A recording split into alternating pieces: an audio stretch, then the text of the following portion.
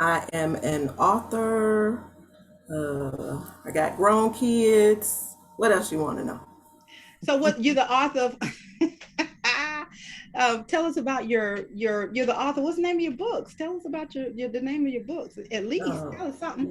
my debut novel is called The Best in Me, and then I have a book coming out in March. It's called Father, Can You Hear Me? Okay. All right. So look for that. And we'll talk a little bit more to Nicole in a little bit. And Rashumba. Yes, yes. Hi. So I am Rushumba Adua. That's my book name. It's not my birth name, but it's the name I go by. Um, and I live in California, but was born in Jamaica. I spent more years in the Americas than I did in the Caribbean. So I'm an American woman. Um, I'm a mother, a grandmother, and I've just recently, well, not recently, last year came out with my first book, which is a book of poetry. Um, but it's the kind of poetry that is a healing. It's kind of been referred to as a psalmist poetry. So that's who I am. I am a motivational speaker to an extent because the poems drive you to do that. And yeah, as a Black woman, we could do a little bit of everything. And there are many things we do master too. So I'm not even going to go there, but I'm a master of many as well. So I'll leave it there. Well, thank you. And you're from California, right? Did you say that? I live in California, yes. Yes.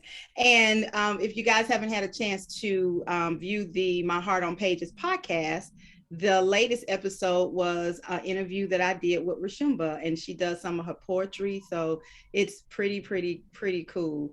We also did the first interview with Nicole, and we did the second interview with Mr. Brooks. So if you haven't had a chance, take a look, take a listen, and keep listening. The interviews get better and better.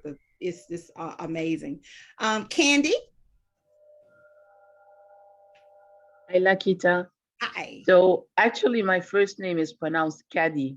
Caddy. Yes. So I'm Caddy Guy. I'm a citizen of the world, born in Belgium. My African roots are from Senegal, West Africa. And I moved to Chicago a year and a half now. I was based in Brussels before. I describe myself as a mom, a sister, a friend, a citizen of the world. I work as a global HR leader, and I'm here today to get inspired by all of you. I love networking, and writing a book has been in my head for quite a while now. You know that, LaQuita. So I think I need to get out of my comfort zone and start doing some work around that. Yes. So thank you for inviting me. Well, thank you so much for being here. Miss Arlene. Good morning. I'm Arlene White. I was born and raised in Atlanta. I have 3 children, 3 grandchildren, and 1 great grand. And I am so excited about LaQuita and her new adventures. Every time she steps out and comes up with something different, I am so happy, and I'm looking forward to what she's got coming up next. Thank you. There are some people that go along with me on this roller coaster ride. I tell you, it can be a beautiful thing. So thank you, Arlene, for being on that roller coaster ride with me. Michaela, I muted you guys. So I muted some people. So you guys are muted. Or do I need to unmute? I'm sorry. There you go. Okay. Hi, my name is Michaela. And I was born in Mississippi, raised in Atlanta area, and I'm Miss LaQuita's assistant in Minty. Darling, okay, go ahead. Hi, I'm Darlene. I'm Michaela's mom, and of course I got 4 kids. But I usually like to garden. The most that know me know I do that. I really have never wrote a book, but LaQuita was kind of pushing me to do so. So right now I'm just here for support. Thank you. Thank you. Thank you. Thank you, Michaela. I tell you, I love this girl. Man, I love this girl. She is just amazing. Thank you for being here, Michaela and Darlene. Miss McDuffie. You hear me? Yes, ma'am. Good morning. Good morning. I'm Iris McDuffie. I am from Florence, South Carolina, but I've lived in Atlanta. And I know LaQuita. I know Arlene, and I know Michaela. The other faces are new to me, but I'm a registered dietitian. I'm an educator. I'm a health and wellness activist, you might say. I am getting ready to write the book. I've been saying that for a minute. So, Caddy, I think it is. Am I saying it right? Yeah, I'm with you on. I'm gonna piggyback on your thoughts. The getting out of my comfort zone. I don't know if it's a comfort zone, but I'm in a zone. So I need to get out of that zone and get some pencil to paper, paper to pencil, where rubber meets road. And I am excited to be a part of LaQuita's journey. And Arlene, I'm gonna piggyback on what you said too. This is an amazing woman. Mhm. She's an excellent mentor. She's a good support, excellent friend, just a good person to know. And I will do whatever I need to do. I'll go to the moon and back just to be there for my friend, because she has always, always, always, always been there for me. So I'm excited about just life in general, and some of the new things that I have on my agenda for the year, which is a podcast, Around the Table with Diva RD, bringing you news you can use about food and nutrition, a perfect voice with timely topics. Great. Thank you so much, ma'am. And listen, you guys put your information in the chat and network with each other. That would be great, because these are some, I mean, I know everybody on here and some amazing people doing some amazing things. So put your information in the chat, network with each other. And listen, if you're looking for a dietitian, I'm telling you, you can't find one better than Iris McDuffie. Yeah, she's been trying to work with me for a long time, but some people are hard patients, and I am a hard patient. But she did give me eating breakfast, and Nicole knows. Nicole's like, okay, eat something. Eat something. Did you eat? Just eat something. Did you eat something? Grab something to eat. So I love the support system. So thank you. Kalina / Shauna. Good morning, everyone. Good morning. Good morning. How are you guys doing this morning? We're doing great. I'm fine. How you guys doing? Great. My name is Shauna Durham Long. I was born in Guyana, but I spent most of my life in America. I living in Georgia. When I first come to America, I used to live in New York. So now I'm living in Georgia. Well, I don't write books, but I read them. Don't plan on writing any. Huh. We'll talk about that later. Thank you so much. And Kalina, I don't know, is Kalina there with you, Shauna? She's in the shower. Okay. Kalina, if she joins, when she comes out, she's one of my junior illustrators, and she does a great job. She's 14, and she's already illustrated a book, and it's published, a published book, children's book called A Right to a Rainbow. And she did a magnificent job. So thank you, Shauna. Miss Lachelle, America's Supermom. Good morning, everybody. I'm over here stuffing my face. Good morning. I am Lachelle, also known as America's Supermom. My husband and I have 15 children, and I'm happy to be here. I met LaQuita through Facebook, and it's just quite a testimony to be here today and see all that she is doing. I am working with her currently on a book project. I'm a podcast host, a TV producer.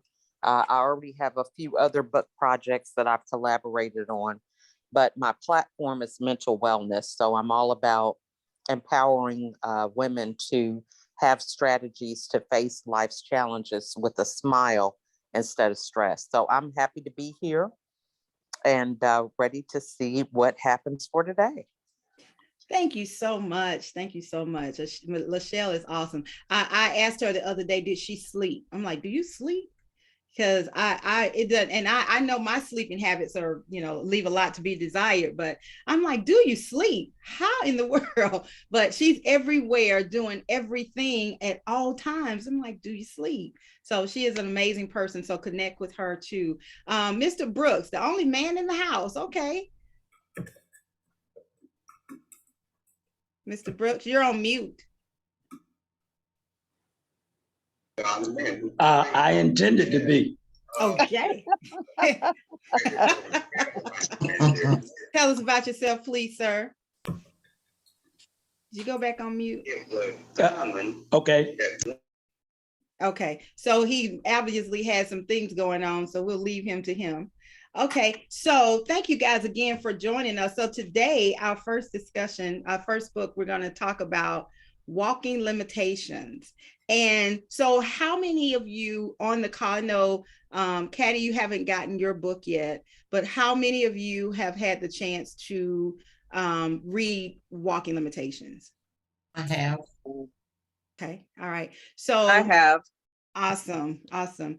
And so let's, so I was thinking about last night, I was thinking what direction I wanted to go with this. How did I want to start off? What did I want to do? And I wasn't sure which direction I wanted to go. And all I could hear in my head was just start at the beginning. Start at the beginning. That's always good. Start at the beginning. So what I want to do is I want to share the introduction to the book, and then I want to talk to you guys, and I want to hear what your thoughts are and what parts you liked about the book, and if you have questions. Oh, my daughter's joining. All right, Alexis is joining. What part of the book you had questions about? Okay, and if you have questions, please feel free to ask those questions. If you have questions for me about the story, just a little background. This is a true story. This is my true story of walking limitations, and the walking limitations that I didn't have any control over. So when we're born into situations that we have no control over. As babies, as children, we don't have any control over where we're born, how we're born, where we live, what we eat. We don't have any control over that. So those are limitations or not of what's put on us. So those were my walking limitations. And then I talk about the walking limitations that I put on myself. And those are the ones that I could control, and the ones that I didn't do a good job of, and then I tried to figure it out. So it's all about my walking limitations and helping people to overcome their walking limitations. So any questions before I start? Yes, I have a question. Before you start, at some point, would you be explicit in explaining how you overcame your limitations and where you are in that process now as we move into 2022? Oh, yes, absolutely. Absolutely. I will be as explicit as I can be. So I used to, when I do my mentoring programs and when I do my women's group, especially the women's group, because we're adults, and it's a private group, and there's, everybody's able to share. So in that space, I always say, you can, feel free to talk, feel free to ask questions. And so in this space, we can, I know that I'm recording this, but you can, this is about me. So I'm an open book. I'm an open book. So you can ask whatever questions you want to ask. And it's been, the journey hasn't been an easy one, of course, but when I look back, it has been worth it because I've learned so much to get me to where I am right now, and still learning. You're still learning and still making mistakes along the way, but still learning. So yes, Iris, I will answer and I will be explicit in that. So I'm going to just start at the beginning, and I'll read the introduction into the first chapter, and then we can go from there. Okay. I started the book with, I put poems in my book because when I was writing this book, I published this book in 2019. I self-published it, and I'd never written a book before and had no intentions of writing a book, never said I was going to write a book. But I wrote the book because I wanted people to, especially the young people I was working with, to know that if I can do it, you can do it. So I always journaled. I've journaled all my life. And let me tell you something about journaling. There were two parts of LaQuita. You know, we all have that. They call it a doppelganger, but we all have that other person, you know. So there was another person. So I'm LaQuita Chanel, and Chanel was my alter ego. So Chanel had and Nicole's laughing because she knows where the bodies are buried. So there was that Chanel who had the boldness. She was more bold than LaQuita. Okay. So Chanel had the boldness to go and to do some things that, you know, LaQuita wouldn't have done and won't do now, but did then. Right. So I wrote I had a Chanel journal. And once I realized that I had outgrown Chanel, I had a barbecue with that journal because I was like, I'm not getting ready to die and somebody gonna read this journal. No, sir. I don't want my children to find it. I don't want my church folk to find it. I don't want my family to find it. No way. So I did the very best thing I could. I had a barbecue and I burned that journal. Okay. So nobody will know. It's between me and God, and that's where it's gonna stay. Okay. But Chanel Chanel was a fantastic person. So some of this, I was teeter-tottering in learning who I was because of the limitations that I was born into. So with that being said, I'm just going to dive right in, and stop me when you want to. Okay. It is important to know that we are not perfect. We are all works in progress. We must accept ourselves as we are, blameless, flaws, and all. There is no way for us to truly love without first loving ourselves. You are your closest friend, and you should be your biggest cheerleader, the one who has been with you since you were born. Other than the creator, you are the one that knows the depths of the core of your heart. Only you know your dreams and your desires. Starting right here, right now, make a determined effort to be better to you. Love yourself and treat yourself with kindness and respect. Don't allow yourself to mistreat, don't allow others to mistreat you. Teach them how you want to be treated. And listen, and I believe in that. I believe in teaching people how to treat you. Okay. I believe in that 100%. Celebrate the fact that you are unique and you are beautiful. Webster's dictionary defines the word walking as to move your legs at a speed that is slower than running. Webster's also defines the word limitations as something that controls how much of something is possible or allowed.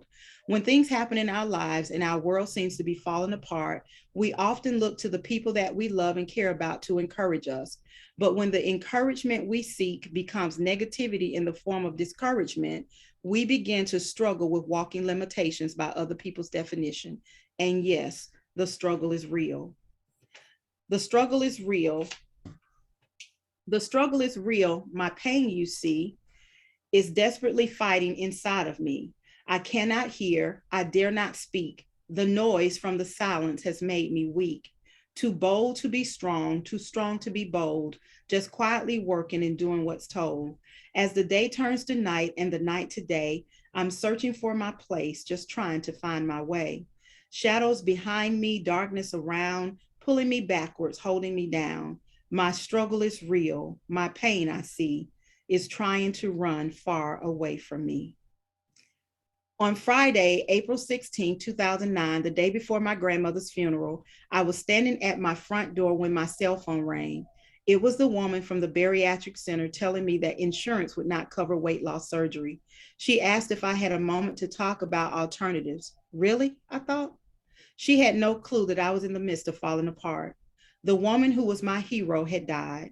I was still in disbelief because I was just at her kitchen table 3 days ago having the best conversation. My response to the lady on the other end of the phone was, no, I can't talk to you now. I'm getting ready for my grandmother's funeral. 17 days later, my mother died of a massive heart attack.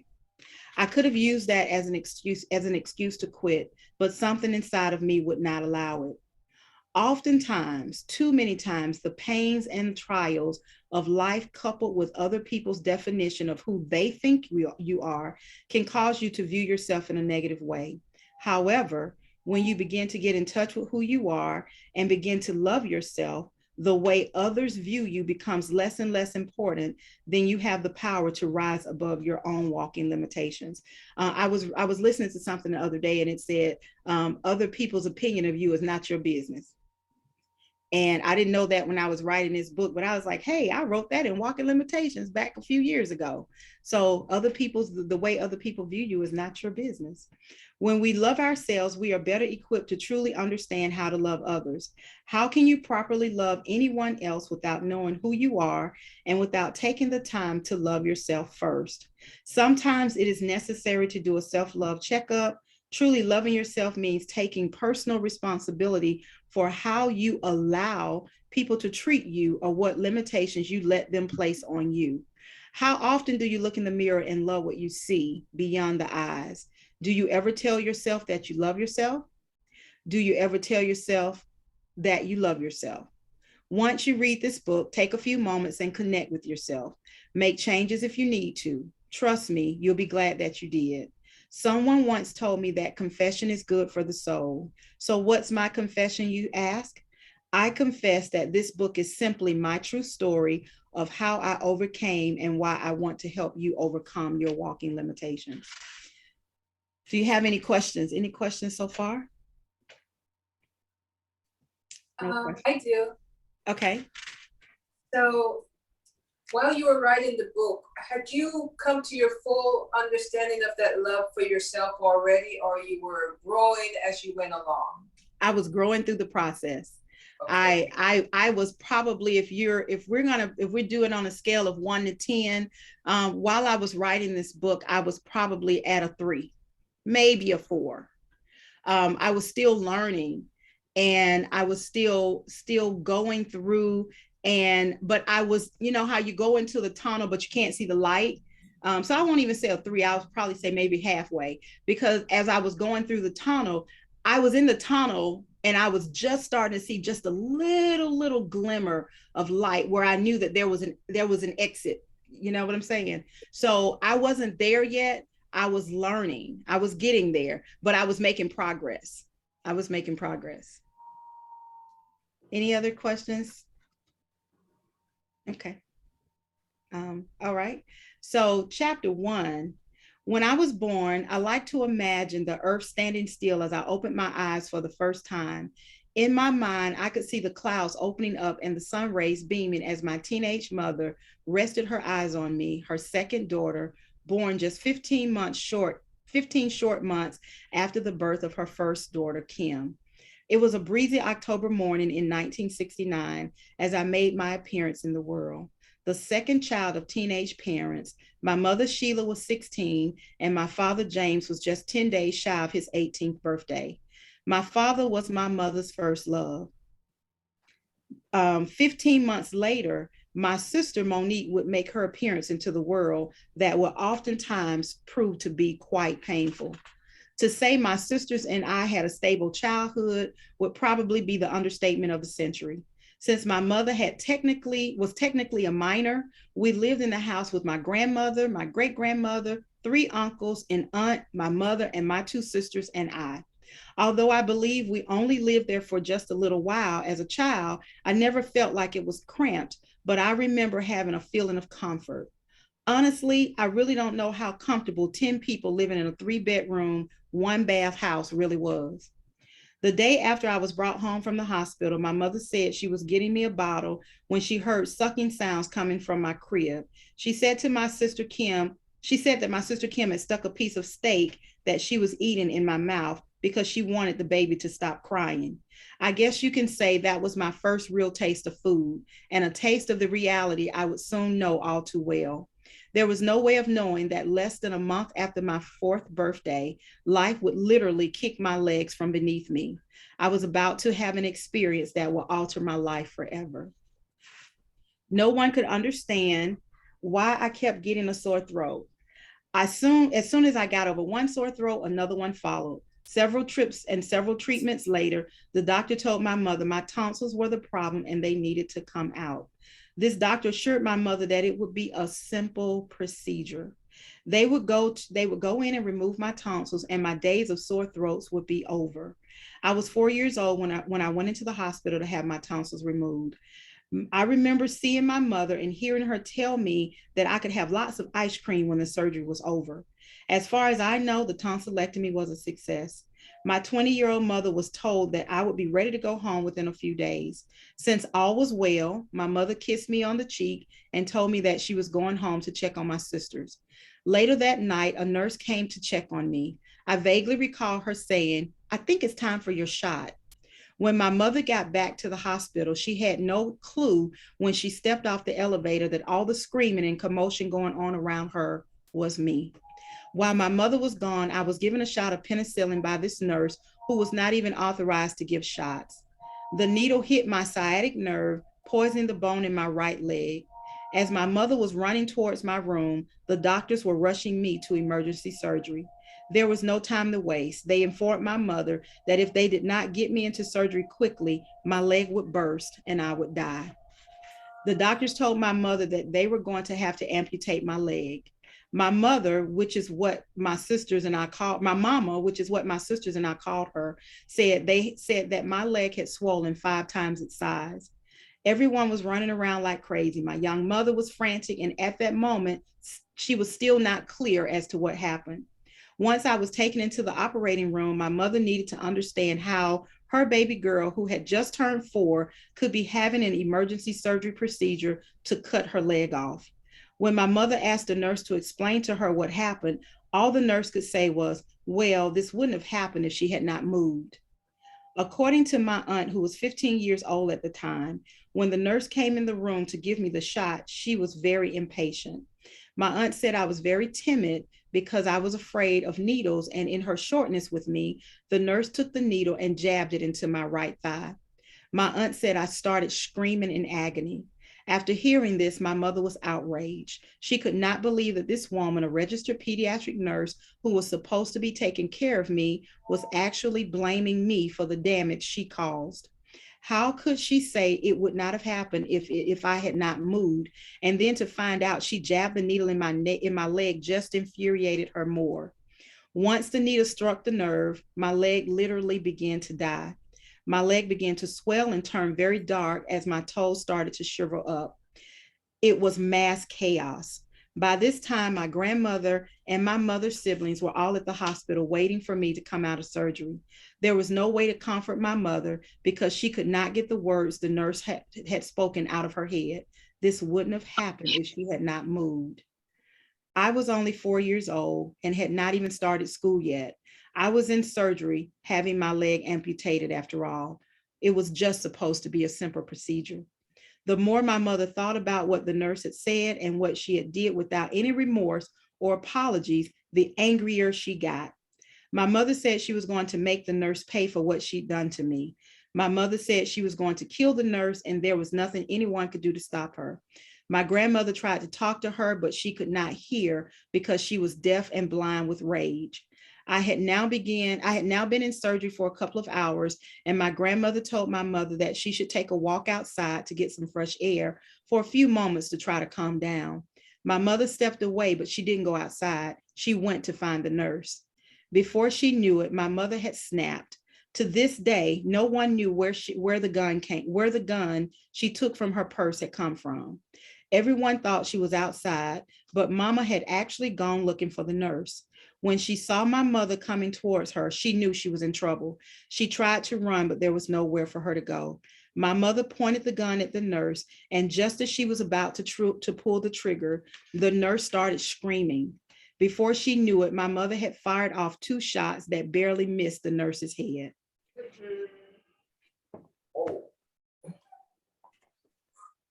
Any questions? Oh my Lord. I know that's right. Grandma gonna come out buzzing. Any questions? Well, when can I get the book? So the book, so the book is available. You can order the book through my website, or you can order it from Amazon. It's available on Amazon. Any Nicole, you had a question? Now I have a question, but yeah, I'm just wondering where she got the gun from. Interesting. Or if she always walked around with it and nobody knew. So no, she never. I did not, and I never knew my mom from that point to the day she died to have a gun. Even when we cleaned out her things, she didn't have a gun. So she got the gun from somewhere. And yeah, Arlene, yes. I guess I never really remembered from reading the book. Was she arrested? I know that I know you're going to get to the part about, not necessarily the cover up, and I don't want to give that away, but was she ever arrested for firing the 2 shots? No, she wasn't. Okay, all right. She was never arrested. One of the reasons why is because they understood that as far as the emotional state that she was in, but they could not find the gun. Okay, so we don't know where the gun came from. She never. Well, I know how. Yeah, it's in the book. She did not. They never found the gun. They never found the gun. So they did take her and retain her in security, but they did not find the gun. And after she did the 2 shots. Right. Okay. Right. They were perplexed because she didn't even have a chance to leave the hospital. So she never had a chance to leave the hospital. Iris, you had a question? Yes. So if we look back now, in terms of years, now, and Supermom, you probably could speak to this a little bit better, right? And I'm speaking from a nutrition standpoint, but in this physical space that we're in now, mental health and wellness is a big issue, especially because of the confinement that we're in. So you can imagine years ago what it would be like. And I was having a conversation with a friend night before last about how African Americans really have not grasped the idea that mental illness affects everybody, regardless of race, creed, or color. And African Americans seem to think that if we seek out to get help because we are experiencing some anxiety that could eventually become severe forms of depression, or just not having to understand what's going on, that the taboo is that we're going to be labeled as crazy. And now, in this space that we're in now, with everything that's going on with COVID, all of us are one paycheck away from, standing on the edge, if you will. So it would be interesting to know what one would have said would have been the intervention or the tool that they would use in that time and space compared to now, when it's everybody is now encouraging you to make sure you take care of you and you get your mental health check-ins and things of that sort. So over time, it's amazing how things have kind of come full perspective. And a long time ago, it would have been something that you would push under the rug and no one would have known about it, and especially under the circumstances. And now it's really common for stuff like that to happen on a regular basis, not necessarily to that magnitude, because that's a very serious piece of elephant to chew on. Yeah. But you know what I mean? Yeah. So, she was at that time we didn't have a lot of discussion. I wish so. My mom had passed away by the time I published this book. So she never had a chance to see it. And so I interviewed my uncles and my aunt, because when I was a child, and up to now, I didn't have real clear memories. And the therapist and talk about mental health, they said that it was so traumatic for me that I suppressed it.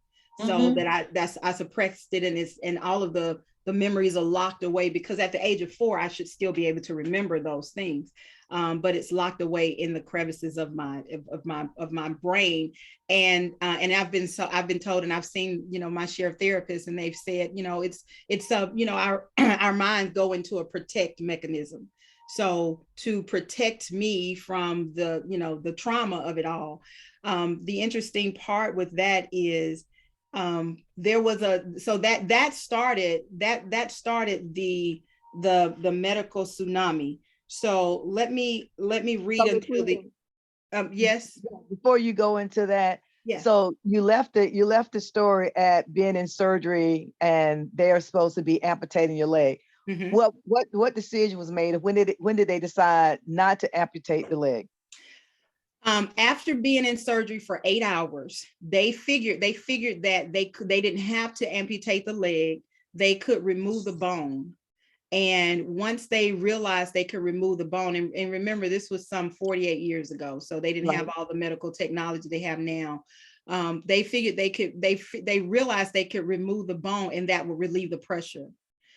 So they did, and they removed the bone. They told my mom that I would never walk again. And so they removed the bone and they left my leg open. And I was still, after that, I was still in the hospital. And thank you, Arlene, because all of those little minute details, which are not minute details, are not really in the book. But they did not, I stayed in the hospital for 2 months, and they sent me home. When they sent me home, they sent me home with my leg open, and it was open to drain. And I was in pain. And my mom, when we talked about that, over the years, but my mom and they said I was in a position of moaning.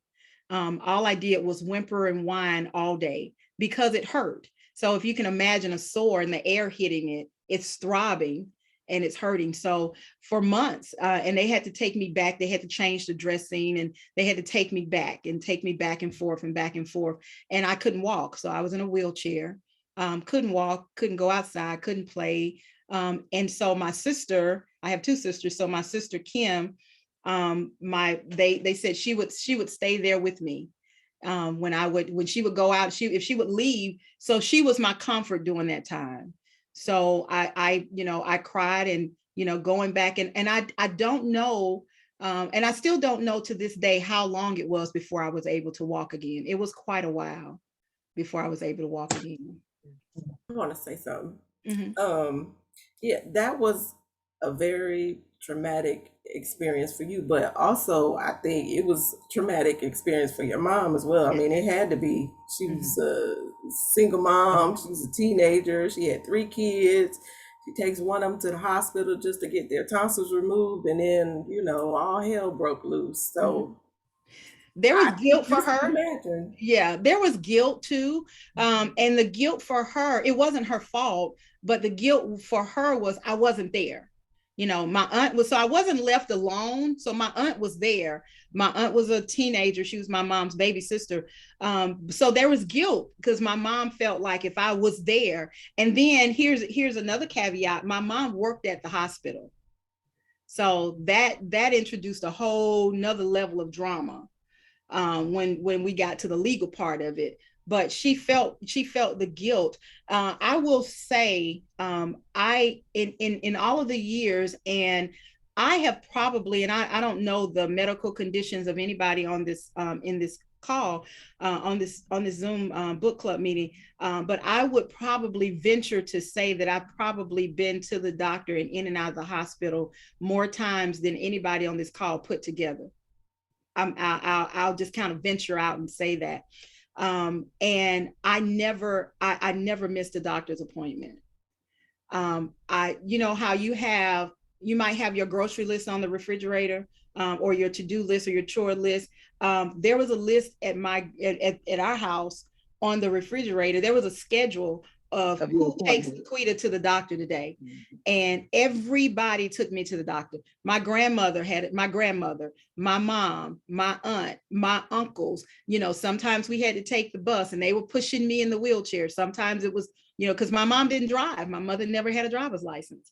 And so we had to sometimes go on the bus and sometimes go. I remember all of that, but I never missed an appointment. And I didn't just have a doctor's appointment. I had a doctor's appointment. I had physical therapy, and I had occupational therapy. And then there was the therapist that I had to see, and my mom had to see. So I never ever missed an appointment. I didn't miss an appointment until I was an adult and I was responsible for my own medical. But I never missed an appointment. So the support there was amazing support. Yes, Iris. Yes, and I didn't really have a hand. I haven't taken it down, but I do have a question.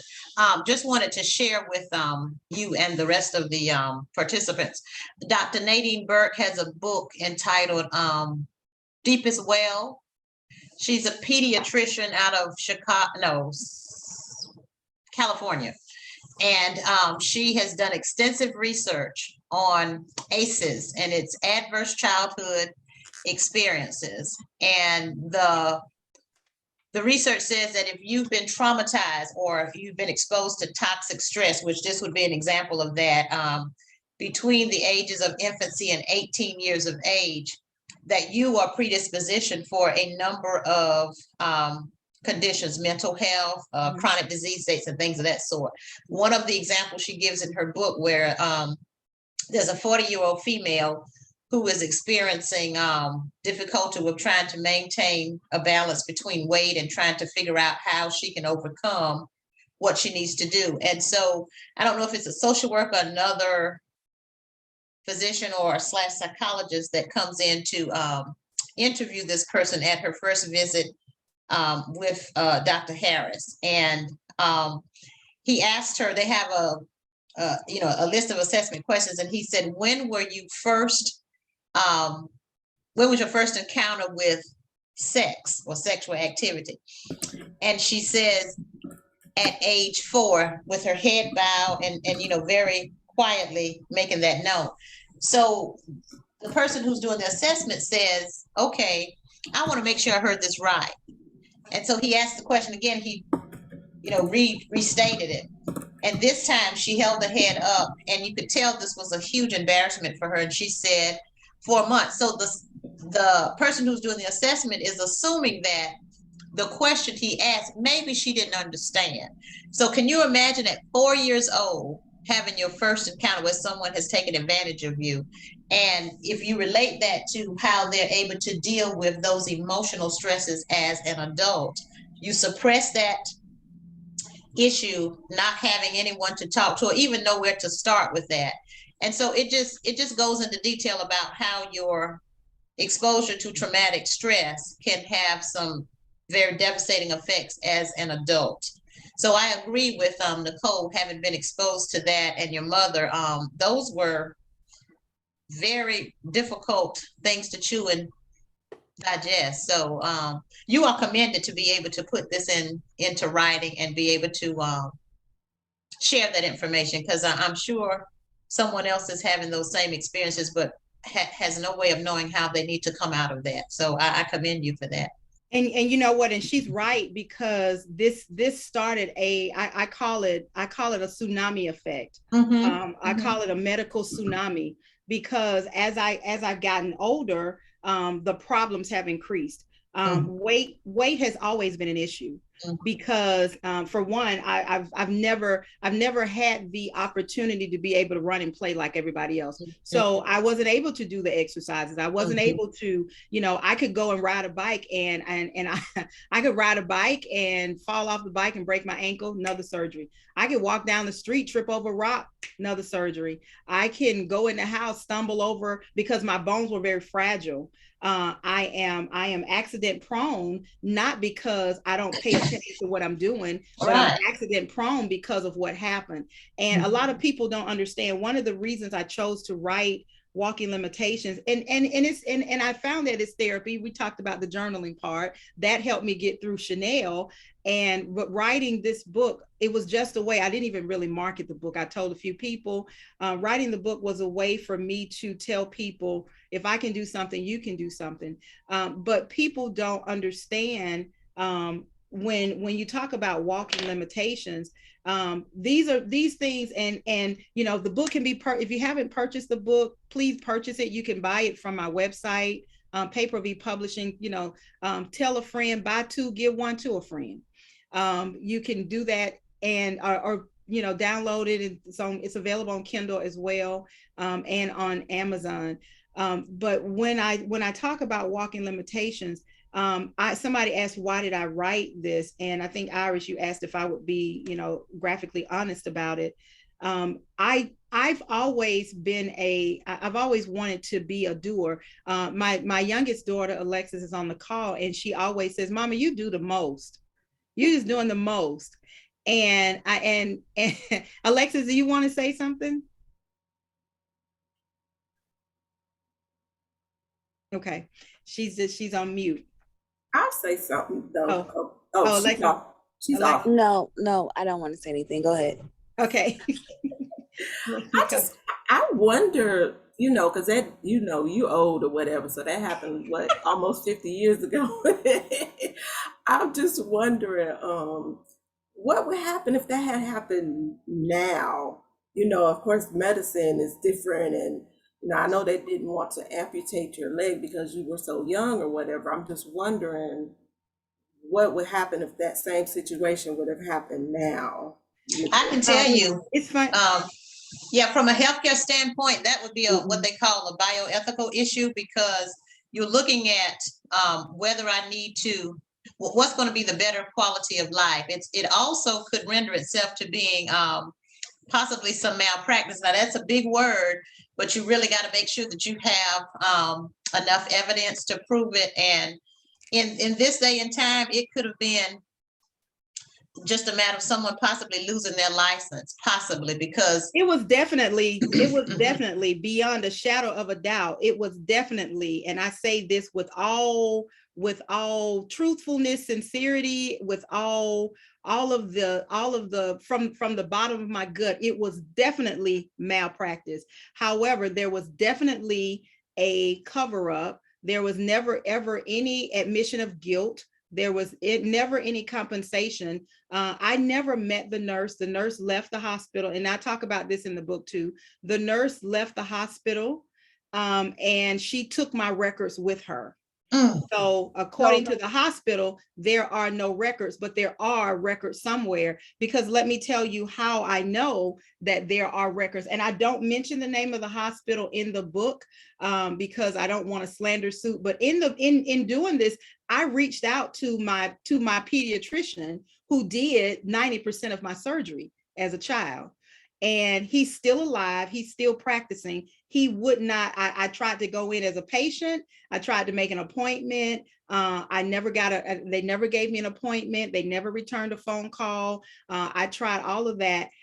So there is definitely a cover up. And to answer your question, Nicole, I went to, because I remember there's a medical tsunami. So as I've gotten older, my bones have gotten more brittle, more fragile. My body has taken a toll. So I've seen orthopedic surgeon after orthopedic surgeon after orthopedic surgeon. Every single one of them, minus the last one that I saw, wanted to do surgery to fix my leg. Oh, we can fix it. We can fix it.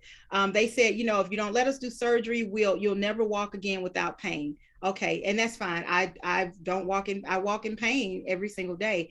But I saw one doctor, and I put that in the book, where a orthopedic surgeon, a doctor, and when I went to his office, I've never experienced where the doctor tells you to come into the office instead of the examination room. And I thought, okay, well, this is a new doctor. Maybe this is something different. So when I went in, he told me to have a seat. He sat at his desk in front of me at first, and he asked me about myself. And in my head, I'm thinking, you know, wow, the questions, you have my chart, you know, you have my chart. So he was talking, and he was saying, let me let me, he kept asking these like probing questions. And so he said, tell me, what happened? Tell me about yourself. And, what happened? What brings you here? And what happened to your leg? And as I was talking, he moved from his desk where he was sitting in front of me to like a credenza that he sat on the side. And he looked at me and he said, you were it. And it was like an amazement. He said, you were it. And I said, what do you, and I didn't know what he was talking about. So what do you mean? He said, you were it, you were the hush. And then he proceeds to tell me that back at the same time I had the surgery, when I was 4 years old, he was he was originally from New York, but he said he was a visiting doctor at that hospital. And he said that when he got there, he said there was some sort of hush. And he said, and he's seen it, you can tell it. It's, you guys know in your businesses, when something happens and it's like some all hell has broken loose, it's like, oh, everybody's quiet, every something has happened. You may not know what it is, but there's the whisper. He said there was a huge hush over the hospital. And he said, he was like, what's going on? But nobody was talking. He said, you were the hush. You were the hush. Hey, mama. He said, you were the hush. He said that there was a huge quietness and nobody was talking. And he said, it was me. So at that time, he took me into the examination room. And I still get emotional when I think about it because I've not been to an orthopedic doctor since then. He took me in the examination room and he began to examine me. And he said, and he sat down and he looked at me and he sat and he held my hand in his hand. He said, what do you like to do? And I said, I like to, and at that time I was losing the weight. I had a lap band surgery. And I said, well, I like to dance. And he said, keep dancing. He said, what else you like to do? And, you have family. And I started telling him about my family, my children. He said, holding my hand, he said, there's going to come a time when you're not going to be able to walk. He said, there are going to be people, there are going to be doctors who are going to tell you that they can fix what happened to your leg. They can't. And don't let them try. He said, they will just be practicing on you. Don't let them try. He said, whatever you like to do, if you like to dance, he said, dance until you can't dance anymore, because there will come a time when you will be so crippled that you won't be able to walk. And I looked at him and he was as honest as any doctor had ever been with me. And I went out to my car and I cried and I cried and I cried. And I was like, that's not my life. That's not my life. But even though I didn't accept it then, I know as I get older and as I still endure the tsunami effect of this shot, this jab, everybody's talking about the jab with the vaccine. They talked about the jab. As I think about that, and I think about that every time I stand up from a chair, every time I get out of my car, every time I walk out my door and it's a little bit of cold, every time I go to visit my children and I have to walk up the stairs and somebody has to walk in front of me or watch me so that I don't fall down the stairs. Every time I think about that. So when I'm talking about walking limitations, I am 53 years old and these were not walking limitations that I chose. I didn't choose this. So when I see people who are bouncing and dancing and moving and shaking and walking and say, you can walk, they don't know my story. They don't know that I have walking limitations and there's a reason for that. They don't know that when I'm looking at them and I'm laughing and I'm looking at your shoes. And so Caddy, if I look down at your shoes, I can't wear shoes. I live vicariously through other people's shoes. I have been looking for shoes. My daughter will tell you for 4 or 5 months because I have to wear a certain kind of shoe to walk, because they said one day I won't be able to walk. So when as far as what would have happened then, that doctor told me it would have been better for me now if they had amputated my leg then, because at least I would have been able to get a prosthetic and I would have been able to do more things. But he said I was going to deal with pain for the rest of my life. He didn't lie. So with this book, Walking Limitations, I started out with the story of my life and what happened to me, but it was not, this book was by no means for anybody to feel sorry for me, but everybody who knows me on this call knows that I'm a no excuses kind of person. And I do a lot. And sometimes I do too much, but I don't accept excuses. I don't. I will listen to your excuses. I'll hear them, but they're excuses. And I'm not comparing them and saying that what you're going through negates what I'm going through. Not at all, because I have a passion and compassion for people. But the walking limitations that I didn't have control over, they played a part in me accepting those walking limitations that I put on myself. Getting involved in relationships that I chose, getting involved in situations that I chose, because the walking limitations that were put on me that I didn't have any control over, they altered the way that I see myself or saw myself. I would look at other people and say, I don't have that. I don't look that, I'm not good enough. Rashumba said, you're enough. I didn't think I was enough. You're good. I didn't think I was. I didn't. So I accepted the treatment that people gave me. I accepted when people said things to me. I accepted the behavior. When people talk, there are people now, and there are people now in my life, and some of you on the call know that there are people now in my life who will say ugly things that hurt my feelings, and I don't say anything because I don't go toe to toe with people, but I can. I can. And I can. But writing this book, I didn't even have the courage to even market the book because I thought it wasn't good enough.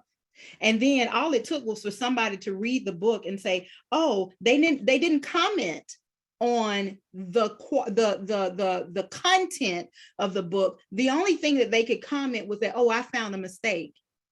Do you know how crushing that is when somebody has put themselves out there? So Caddy and Iris, when you're in your comfort zone and you're afraid to pull that trigger and take that step to write that book, can you imagine how it feels when you put all that you have and decide to do it, and you're excited that you made this accomplishment, and the first thing that somebody can say is they saw R instead of, they saw A-R-E instead of O-R, or there is a letter missing, and I was crushed. I was crushed. However, my son read the book. I read the book to him on the phone one night. And I said, I know there's some mistakes in it. My son said, but you're human.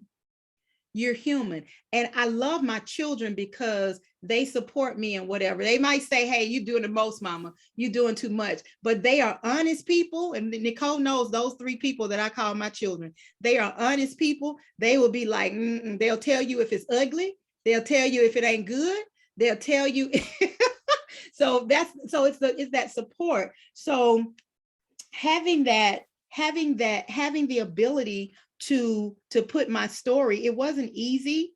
And the interesting part is this was this was just the first few years of my life. This isn't even the lupus story. It isn't. It's not the lupus story yet. I don't even talk about the lupus. I didn't even have the lupus yet. Wasn't diagnosed with the lupus. Didn't talk about my Mayo Clinic days. Didn't talk about, my braces. Guess who was the first Forrest Gump? I was the first Forrest Gump. I had those clickety clackety braces. Now they have those plastic braces and you can stick them in a shoe, or they have those cute little ones that you can put in a sock. And I got those. They got the air cast. I got those. I got a closet full of them. But I was the first Forrest Gump. So I had the brown boot, like they wore on the Rascals, the little Rascals. They wore those little. LaQuita, do you have any pictures back then? I don't. My mom died. My grandmother died, and the pictures disappeared. I have no pictures of them. Wow. But I was that was me. And so I clicked and clacked. I didn't go to school, and God is so amazing. I didn't go to school when it rained. Can you imagine if it was this degree when my mom wouldn't let me go to school? I didn't go to school when it rained hard. I didn't go to school when it snowed. I didn't go to school when it was too cold because I was high risk. I was high risk. So he's like, no, you can't go. And I would cry. I talk about this in the book where they had elevators in my high school and I wanted to go to school. I begged my mama to go to school. I'm gonna be okay. I promise. I'm gonna be okay. I remember that the conversation clear as day. I'm gonna be okay. I promise. Nothing's gonna happen. I'm gonna be fine. And she finally let me go to school. I went to school. They had the elevators in the school, and it was time to come home. I walked with my crutches across the street to get on the bus, the MARTA bus, and the kids pushed me aside. They would not let me get on the bus. The bus driver didn't even stop them to let me get on the bus. The bus pulled off. I walked with my crutches. And one girl, her name is Mona Rainwater. She's Mona something else now. But I walked with my crutches more than a mile to the bus stop. I mean, to the MARTA station to get on the bus to get home. My sister waited for me at the train at the next station for over an hour. And when she because they didn't have cell phones, so she was worried. She didn't know what happened to me because it was her job to wait for me. So when I finally got there, she asked what happened, and I told her they wouldn't let me get on the bus, and I had to walk. And and I begged her not to tell my mom, and she told my mom, and I could not go back to school. Wasn't able to go back to school until the cast came off and I was cleared. And I never missed, I was never retained. I graduated on time. I didn't miss a thing. I had homebound teachers every year because I was smart. Still I am. Any questions? Any other questions? I'm sorry. I want to circle back to the initial question that kind of brought the explanation that you just kind of very, very beautifully wrapped up for us. But the question was, how would that have played out if that had happened now? If what happened to you then happened now? And I guess my first thought was, it wouldn't happen now. Probably because of what happened to you is why they put some things in place.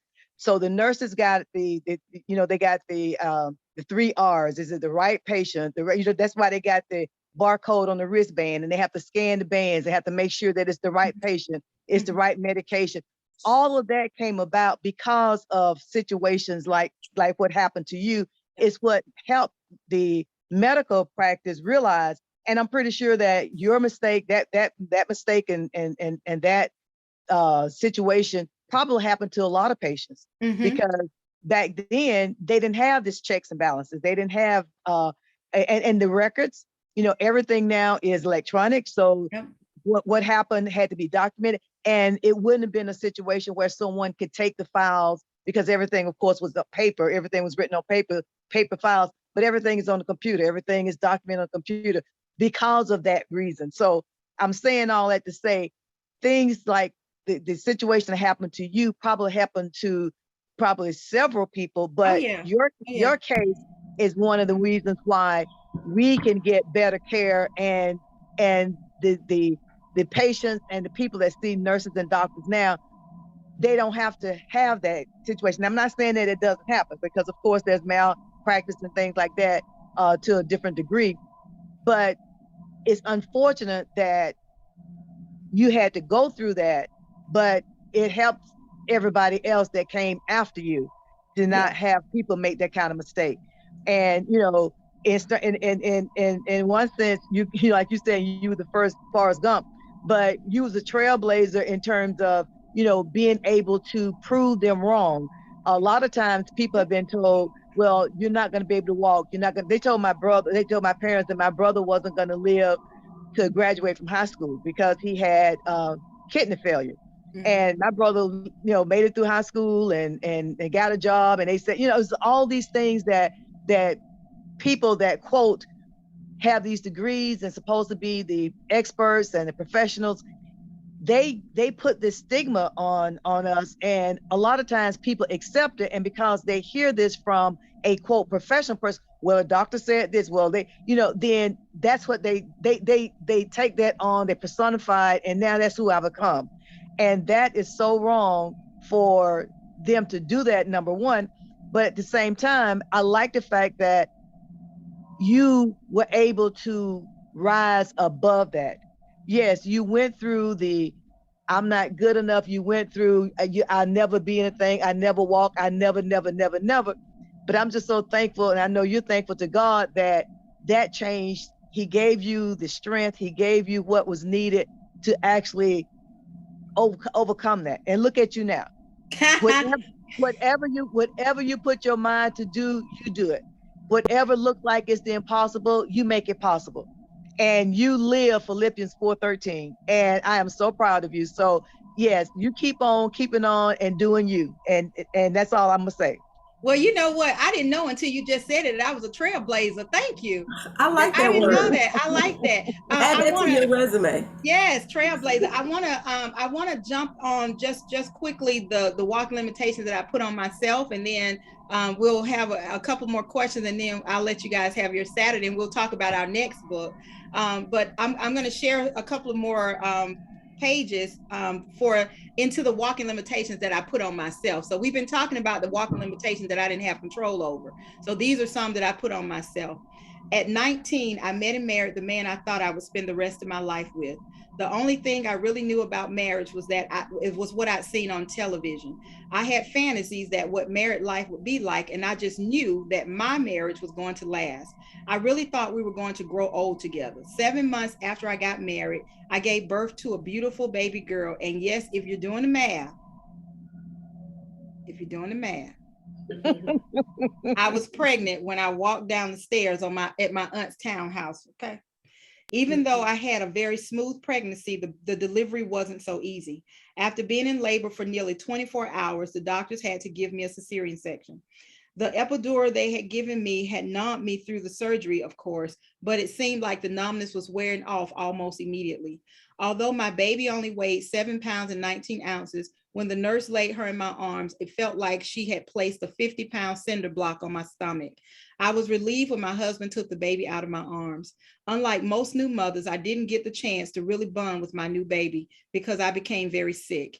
2 days after my baby was born, I started throwing up and running a fever. The doctors determined I had a bowel obstruction and had to be isolated from my daughter. The IV they had in my arm had now infiltrated, and since this was going to be the third IV within as many days, they had to start a line in my neck. I still got the scar from that line in my neck. So not only was I unable to eat or drink anything for over a week, I couldn't hold or feed my daughter. The only way I could see her was when a nurse escorted me to the nursery, where I was able to look at her through the glass. How I longed to touch her little fingers and kiss her little cheeks. I was told that the hospital normally sends the babies home, but for some reason, my baby stayed in the hospital the entire time I was there. It was 5 days before I was able to hold my baby again. We stayed in the hospital for 2 weeks before I was strong enough to go home. I loved this little girl God had given me. I was now a wife and a mother, and I was serious about this new responsibility. I was going to be the best wife and mother ever. I had no idea that my walking limitations would take me on a rough uphill journey in search of a destination I could not see, and that I was now putting walking limitations on my child. 7 months after we had our first child, I remember some of my old high school friends stopping by for a visit. My daughter Shantae had just started to crawl. My friends and I were laughing and sharing some fun memories when my husband walked through the door. Something in his eyes told me that he was not thrilled to see two men in our home. He didn't seem to appreciate my girlfriends being there either, even though he already knew them all. I felt a tad bit nervous for some reason because his behavior was unusual. He seemed irritated and I couldn't understand why. I think my friends could tell something was wrong because within minutes they were leaving. After I said goodbye to my friends and headed to the kitchen to start dinner, my husband began arguing and questioning me about my friends and why did I have men in his house. He didn't believe me when I told him that they just dropped by, and before I knew it, he slapped me hard across my face. I was shocked and I was scared. What had I gotten myself into? I had been married to this man for less than a year and I had a new baby. I could not believe he hit me. All I could think to do was to run out the house. I tried to grab my daughter, but he would not let her go. He told me I could leave, but I couldn't take her. I was in utter disbelief. This man I had been married to for less than a year had just hit me. What was I going to do? Who was I going to call? For the first time in my life, I felt like I was on my own. I was too scared and too embarrassed to call my family or my friends to tell them that my husband hit me. I was stuck. I had a new baby, no job, and I felt like I had nowhere to go. That's when I began to realize that the man I married was not about to whisk me away to a happily ever after. Even though I knew that our marriage was no fairy tale, I still wanted ours to work. My walking limitations were piled so high, there was no way for me to see over them or around them. Wow. My sister, let me say something on that, if I may. What you've just described is, and from the moment of the hospital and what happened to you as a child, is really an understanding of the Black female experience in this America. You know, because I think back to the moment your mom took you to the hospital for your tonsils and how they devalued your life. They devalued the impatient of the nurse, to the stories that were brought on later as you grew and all the challenges you were devalued, the hard work of your parents trying to do their part. Just society as a whole is what molds you into the woman you have become. And now when you marry, the scars of even the husband now has taken you to another level. But I'm happy to see that it all bear jewels and diamonds abundantly, because look at the woman you have become. And you've passed the test. And you speak for many Black women on various levels. That's what we've gone through. But, you know, it just made me feel good to realize that God is and how he shows up in our lives. And that's why we are still here. Because look at what you had to deal with in the 20th century. What of those in the beginning of our journey, our ancestors? So I'm so honored, and I will be getting that book, and I am humbled. And, you know, they owe you something, and I don't think there should be any time limitation to what that hush is all about. And I think your book is a great example. It's just to be shown to the right person. You cannot have a system that created a life like this and don't owe you something. But ultimately, you got the greatest jewel, which is your life and your ability to rise to your highest self and be an example to me. I'm so humbled for your story this morning. Thank you. Thank you. Nothing greatness in you, greatness. Thank you. Any other questions or comments? I second that motion.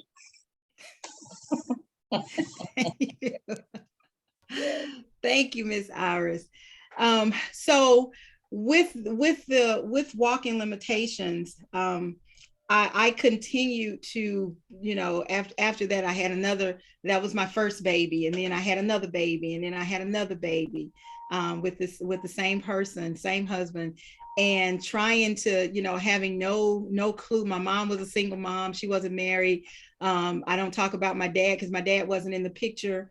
And, you know, I have a relationship with my dad now, but I didn't have one with him then. He was the absentee dad. He was the one that would come. He came around, and my mom had a boyfriend, I remember, and this boyfriend was nice. And, you know, that was the dad that we looked at that time. And so when I would say, you know, where's my dad? You know, I look up and my biological dad is standing there, and I'm crying like, I don't know who you are. I don't want you. I remember him coming to the hospital and me seeing him and me just crying because I didn't know him. I didn't have a relationship with him. He wasn't the dad I was talking about. And that's important, because as children, we migrate to those people who treat us well, who treat us, you know, who treat us better. And for me, trust, I was trusting because I needed, I didn't know the love. I didn't get the validation. I didn't hear I love you. I taught my mom how to say I love you, and she started saying it back because I didn't hear it. And I didn't know at that time, but I recognize it now. They had to love me. I never missed a doctor's appointment. You know, I was not the easy child. I was not the child that, you know, that could go and get, you know, go get me this or go do this for yourself. I wasn't that child. I was the one that always had some issues, and they were not my fault. And they didn't treat me like they were my fault, but my sister suffered, especially my younger sister, because I was the middle child, but I took on the baby sister position. You know, the babies get all the attention. The youngest child gets all the attention. And I was the middle child, but I got all the attention because it was necessary. Because they, you know, I had to take medicine. I had to. And then at 11 years old, another issue with medicine. And, you know, I saw my rheumatologist, juvenile rheumatologist. She was an intern at the hospital. She knew, and there was the hush. So she validated, you know, I had already knew what the doctor, as you know, the orthopedic doctor had said, because I'd heard it before. You know, we didn't say anything. We didn't tell. We were told we wouldn't be able to practice medicine again if we told, because this was a big thing. But there was never any compensation. But as I told the story, when I had Shantae, I was in the hospital for 2 weeks. My husband had just gotten a new job, so I could not be covered under his insurance because I was I was pregnant when he got the job, so I was considered a pre-existing condition. So they would not cover me. And so I had no insurance when I had my baby. So not only did I have to have a cesarean, I was in the hospital with a bowel obstruction for 2 weeks. And when I got home, I didn't have any insurance. So we were looking for a bill that we wasn't going to be able to pay. But I got a letter in the mail from the hospital telling me what the cost was. And at the bottom, it said, do not pay, paid in full. Now, that bill was over $25,000. And so there is somewhere in that hospital's database that when my name comes up and my social security comes up, somebody knows something, because no hospital is going to send you a statement saying your bill has been paid in full. Why? And you had your baby at the same I had hospital. my baby at the same hospital. Mm-hmm. I did. And there was never that was not compensation by a long shot, because I am still dealing with medical tsunami, and I will, it's funny because it's like I get $1 and 75 cents of it has to go to medical. So I can't get ahead financially. So I have to take medicine. I have to go and I have to and it's so there was no compensation. So does somebody owe me something for what has happened to me? Of course. But do I live my life waiting on that to happen, or do I choose to live my life letting people know that if I can do this, and I know that everybody has a different mindset, but if I can do this in the condition that I'm, and I know you can't look at me and tell, because I know I look good. I know I'm cute. There you are. I know I'm pretty. Yes, I know I'm pretty. I know I'm pretty. So I'm starting to try to embrace my natural hair, y'all. But you can't look at me unless I tell you that you know my story, and I tell you that I'm sitting here and my legs are on fire. You don't know that. You don't know that when I go to bed at night, and especially in the wintertime, I go through a thawing out process where my leg is so cold that it feels like it's been in the deep freezer. And I go through a process of having to go to sleep at night when I go to sleep at night. You don't know that. So not to say that we're hiding, but every one of you have a story. Every one of you have a book in you. Every single one of you have a book. Your story is not my story. My story is not your story, but we all have a story. Lachelle is working on her book. She has a story. You don't have 15 children and don't have a story. You know what I'm saying? You don't. You do not. Arlene has an amazing story. Nicole has an amazing story. Your story does not have to be in the form of walking limitations. It don't have to be a woe is me kind of story. And this isn't a woe is me kind of story, but I wanted to put, I'm a storyteller. That's my nature. So I wanted to put my book in the form where people were, where it was interesting, it was an easy read, and it's all true. And the one thing, when you get the book, there is, so when you buy the book, there is a picture in there of what my leg looks like. What my leg looks like today. My leg is deformed. My foot is deformed. One leg is bigger than the other leg. I don't have a bone in one leg, and it's led to a medical tsunami. I walk with a limp. I walk in pain every day. And there have been some days I have to pull my walker out. Some days I have to supposed to have my cane out every day, but I'm stubborn like that. You know what I'm saying? Sometimes you be feeling cute and you can't feel cute with no cane. And then when I do feel like I need the cane, my hands hurt because I got arthritis and I can't hold the cane. It hurt my hand. So I have to be intentional in whatever I do. And sometimes I don't. I still want to live. So I'm fighting against the odds, and I'm going to keep fighting. So I took the doctor, two doctors, the orthopedic doctor who said dance until you can't dance no more, and the Mayo Clinic doctor who said while you're not dying, you are suffering. And I took what they said, and I decided I'm going to have a quality of life. And how am I going to do that? I'm going to help people tell their stories. I'm going to help them share their stories. And so I developed this thing, and I said it, I think I told Arlene today, I quit waiting for people. You know, you see all these people doing all these great things, like you want to be a part of it. You know, here, I'm over here. I can be a part of your platform. I can add value to your platform, but they don't see me. They don't see me for whatever reason. They don't see me. Maybe I'm not connected enough. I don't have 5,000 followers. Maybe I don't have the look. You know, I don't have the look. Maybe I'm a little too thick. You know, maybe my hair is a little too curly, or maybe I'm just not the choice, and that's fine. So whatever that is, I decided, you know what, let me just build my own table. Let me build my own table, and let me invite you to my table.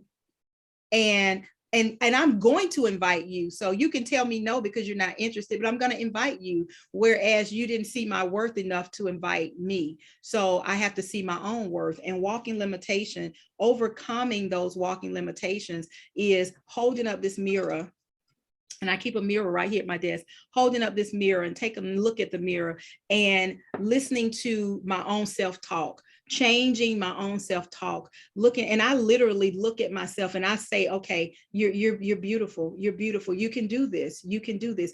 I talk to myself. And then, and these are some ways that I overcome these walking limitations. I connect myself. I have a circle. I have an amazing support circle. And when I say that, I have people that I can call to say, hey, what do you think about this? And I don't even have to say, what do you think? I can call and just say, okay, I need to vent. I did that with Nicole this morning, yesterday morning. I need to vent. Arlene, all of you on this call. I don't know who the iPhone person is though. Who is the iPhone person? I'm iPhone. No, somebody else's iPhone. I don't know who that is. So it says Alexis. No, it's another Alexis, but it's another one. It just says iPhone. Oh, I don't know. So anyway, all of the people, all of you, I know that I can call you and say, you know, and ask a question or get some advice or check and see, you know, what you're doing, and you can see what I'm doing. And then there are those, oh, I'm sorry, that's my oldest daughter. That's Shantae. She said your oldest. Hi, Shantae. I didn't even know you were there. Thank you, darling. But an amazing support system to help me with these walking limitations, and to help me to not get comfortable. Can't get comfortable, can't get complacent. And to know there are some too who will tell me that, LaQuita, you can't save the world. My daughter asked me the other day, are you trying to be Miss Super America? You know, no, you can't. I had a conversation with Lachelle, who said to me, LaQuita, you have to do you and be okay with however other people accept it. So walking limitations, helping people to overcome, is just me simply giving them what I did for myself. I don't take that lightly. I don't say, I don't say that I'm a no excuses kind of person and I offer excuses. You know, there are reasons, but I don't do that. I don't say that, you know, you can write your story. I'm not telling you that you can, Iris and Caddy, that you can write your story. And I'm not just saying that. And what I am saying is you can put pen to paper and take one step at a time, because all you have to do is start. And I can say that life ain't been no crystal stair, but life has also been full of sunshine and roses, because I try and take the good parts of it and not lean so much on the bad parts. However, the bad parts are part of my story. So I use my story to help other people through their stories. So that's how we have walking limitations, by other people's definition. Any any questions? Any questions? I'm so excited that you guys are here. Any questions? Straight humility, my sister. Straight humility. Thank you. I love these girls, and they probably gonna say no because they're not really the public talkers. But since their cameras are hidden, do you guys want to say something? I mean, they got the cameras off. Shantae or Alexis?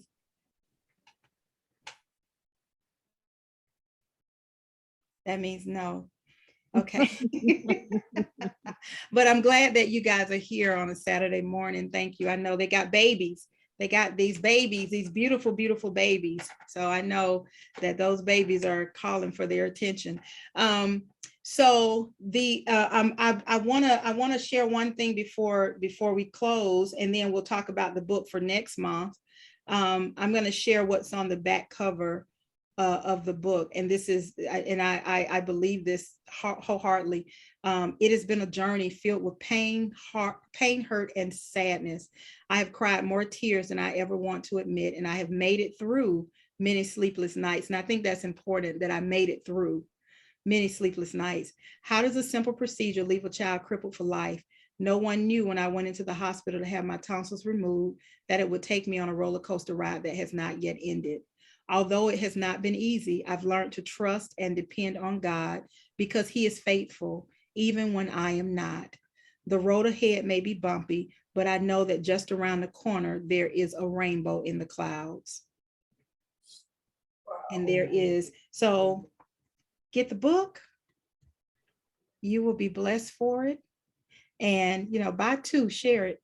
Until tonight, I'll have it still listed at the $7.50 price, and then I'll change it back to the regular price, which is $15. So thank you guys for being here. So next month, we will go into February. We'll have our next book, and our next book we're going to dive into is a Christian fiction book, and that book is called The Best in Me. And so, Nicole, do you want to tell us a little bit about, this is Nicole's book. You want to tell us a little bit about that? Sure. Can I read the back cover? Of course. Okay. All right. April Lewis is a rebellious teenager who is constantly getting into trouble. Her life has been a downward spiral ever since her father abandoned her family and left her mother with a broken heart. Her grandmother, Mary Lewis, is a widow who spends most of her time volunteering at Mount Zion Baptist Church. Keeping busy at church helped her survive the death of her husband and her daughter, shutting her out of their lives. 2 years later, when April's mother gets arrested, Mary is relieved to finally be reunited with her 3 grandbabies.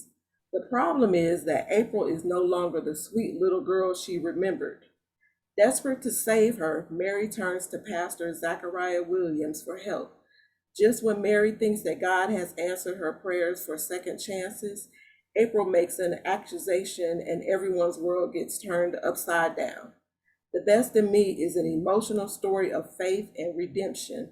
It asks the question, does it really matter that everyone only sees what's bad about you if God sees the best in you? Oh, So that's I am very happy to be February's book of the month, and I hope everyone gets it so we can discuss all of the all of the issues that go on in the book. I don't want to give too much away. I just want everybody to get it so that we can have a real discussion about some of the topics that I covered in the book. And Yes. here's the picture of the book. It is like about 260 something pages, but you have time to read if you order it now. You can get it on my website at authornicolescott.com. I put that in the chat, or you can just we could do Cash App or however you want to do it, which is easier. But with shipping and handling, it turns out to be $21 with shipping and handling. All right. Put my Cash App in the chat as well. Okay. All right. And Nicole, so the next book meeting will be Saturday, February 26th, 2022.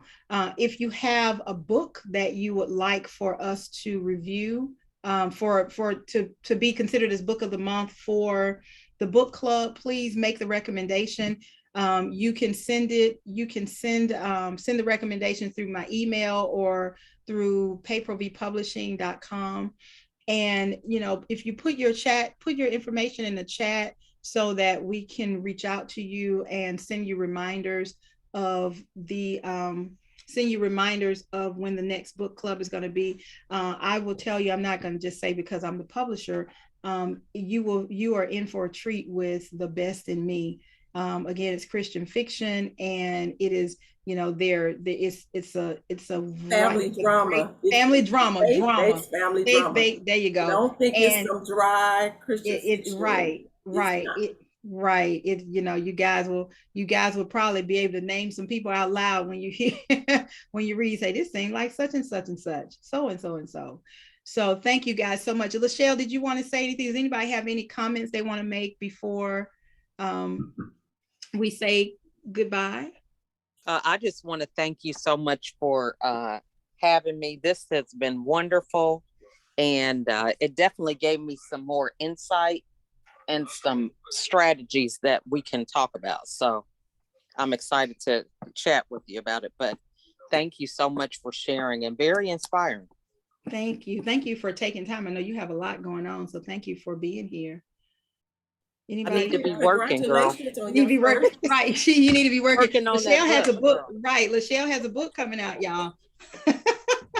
She has a book, and listen, for those of you who are looking to write your story, I know an excellent publisher. I know a great publisher who can help you take your story from a thought to a realization. And her name's LaQuita. LaQuita, congratulations on book club. Congratulations on your new podcast. Yes, thank you so much. I am excited. The new podcast episodes are every Monday. And the next Monday's episode is Alan Black, author Alan Black. He's the author of Here Am I, and a wonderful interview. And then we'll kick off Black History Month with Danya Williams. And wow, she talks about her ancestral connection and how she did her book is called Comes to the Light. And she talks about the connections of her white people and her Black people, and how she has history with some of the greats like Lena Horne, Diane Carroll, LL Cool J, and how their lineages connect. So great. And then yesterday I did an interview. Hers will be the 14th with Dr. Niama Alahunja. I think I pronounced it all wrong. But she is the author of Raised as a Lie. She didn't find out she was white until she was 18 years old. So you gotta, it's gonna be some really, really great interviews. So, follow the podcast. We're on Spotify, Anchor, and we will be on Google Podcasts as well. Apple don't want to play fair with me because they want me to buy an iPhone. So. And I ain't folding. Anybody else, Caddy, Iris, you guys want to have any closing statements that you want to make? I just want to say thank you, LaQuita, and very inspiring morning and session. Thank you. Thank you so much for being here. I appreciate it. Iris? I would say the same thing. Yeah, very inspiring. I'd recommend this is a good way to start your Saturday, and it folds into getting ready for the new week. Excellent, excellent, excellent. Thank you. Thank you. Arlene? Keep on keeping on. I will do my Oh, yeah. very best. Shauna? You're on mute, Shauna. Why you like to pick on me? You know I like your kids. I'm know. camera shy. I don't like to speak much. You do Why you well. always picking on me? Because I love picking on people. I love you, sissy. Great job. Keep it up. Thank you. Love you too. Shauna is we do a food ministry on Tuesdays. I teach Bible study on Tuesday mornings, and we do a food ministry. We cook. She got me in these streets, y'all, cooking. She cooking food. She cooks 90% of the food, 95%. Let's say 97% of the food. Let's not lie. I'll cook I cook a dish to add to all the food she's cooked. But we deliver food to families, and it's a great ministry that Shauna has. She's an amazing person. So thank you for letting me be a part. That's why I to have a book. She does have a book on her decorations and stuff. That'd be good to add with her food ministry. A little small picture book about before and afters. Just saying. Okay, you heard that, Shauna. Miss, I didn't have in my ear and ear. What you just said? Well, we heard you. I said you can make a book that go along with your food ministry heard you, before sweetie. and after. I gotta say it clear. Look, I gotta say it clearly so that it registers. She heard you. Well, all right. Thank you so much. Rashumba, did you want to say anything before we let y'all have y'all Saturday? Well, I just want to thank you for the opportunity to get together and listen and to become more empowered as we go through our day and our year, and just to remind us the journey we have come from as a whole, and the victories that come out of the most moving moments of our life. It's like the lotus flower. And that's what you represent to me. And much respect to you, my sister. Much respect. Thank you so much. I appreciate that.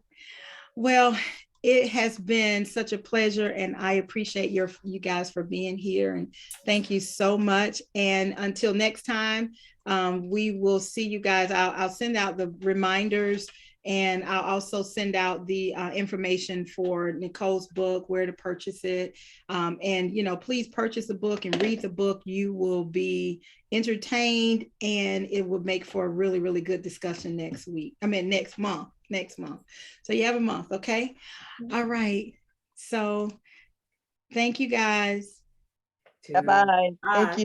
Bye. Bye. Have a good weekend. Bye-bye. Everybody have a blessed day. All right, you too. Have a Bye. blessed weekend. Bye.